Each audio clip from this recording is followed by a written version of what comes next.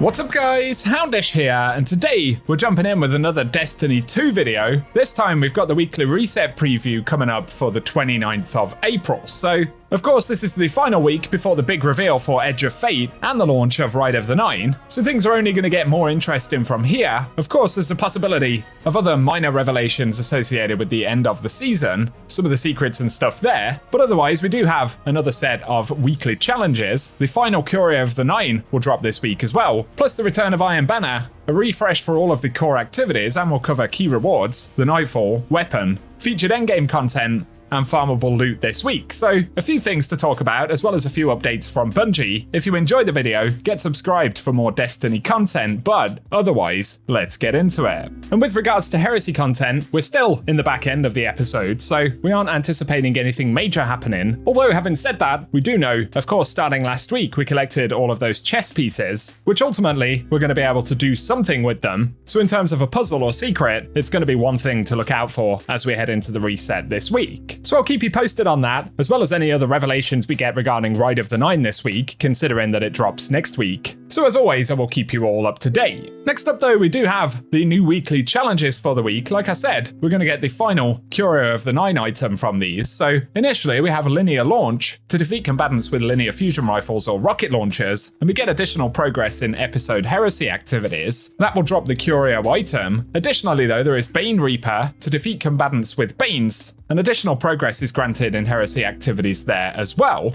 Then we have Neptune activities, and on Neomuna, complete bounties, patrols, public events, and lost sectors. Otherwise, there is Stranded Ritual, and in any ritual activity, defeat targets with Strand ability final blows, and we get bonus progress for defeating Guardians, or for Strand super final blows. Plus we have Fleeting Glory to complete Crucible matches in the comp playlist, and we get bonus progress there for wins. And finally, Precision Calibration to calibrate marksman weapons like Scouts, snipers, or linear fusion rifles by landing precision final blows, and again, bonus progress will be granted against Guardians.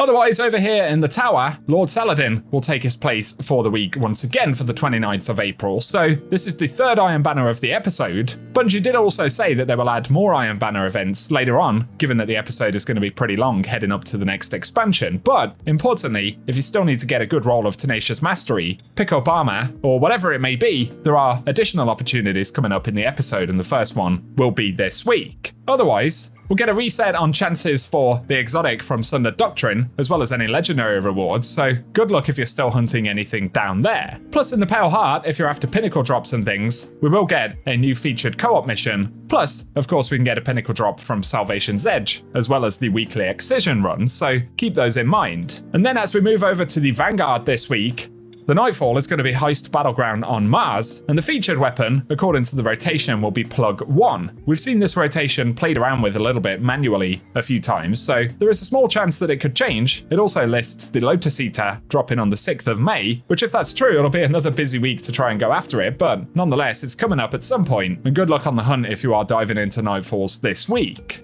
Should have mentioned this with the Iron Banner, but keep in mind there will be no trials this week with Iron Banner being featured, but it will return next week on the 9th of May. Otherwise, if you're after end game loot, for the featured raids this week, we have Last Wish. There we can pick up 1,000 voices, and of course farm away for any of the legendary drops, so that's the first thing. Then over in the Throne World, Vow of Disciple will also be featured this week, and there we have repeat chances to earn the collective obligations. So good luck on the hunt if you are after those. Vesper's Host is actually listed in the rotation as a featured dungeon this week. Again, these can potentially change because Bungie have manually updated the rotation a couple of times, but if Vespers is up, keep in mind, at the moment, Icebreaker is believed to still be bugged, so unless Bungie provide any additional updates, be sure not to spend a bunch of time trying to farm away for Icebreaker. You still have a chance on your first run of the week, but the additional drops are not currently working as intended, so remember that one. And otherwise, Duality is also listed for this week as well. Over to the Legends tab though, the exotic mission this week should be Node Override Avalon, so if you're after the Vexcalibur or any of its upgrades, those will be available this reset.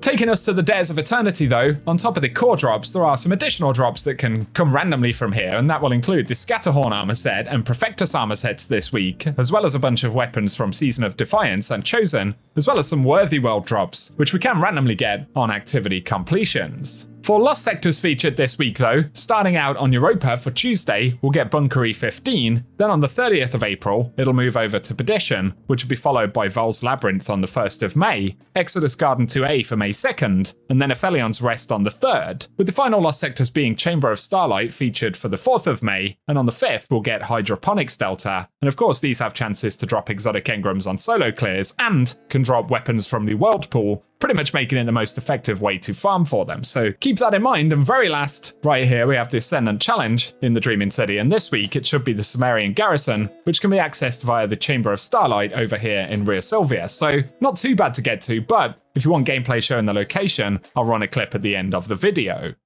So for today, guys, that is everything we have to round up. But as always, stay tuned here on the channel, get subscribed and hit the notification bell if you haven't yet done that, as I'll be keeping you posted with all of the reveals coming up, updates from Bungie, and anything unexpected as we pass through the course of time. So bear that in mind. Otherwise, if you've enjoyed the video, a rating below really does help us on the channel. Drop us a comment and let us know if you'll be jumping into the game this week as well. But otherwise, thanks for watching, and I hope you guys have an awesome day.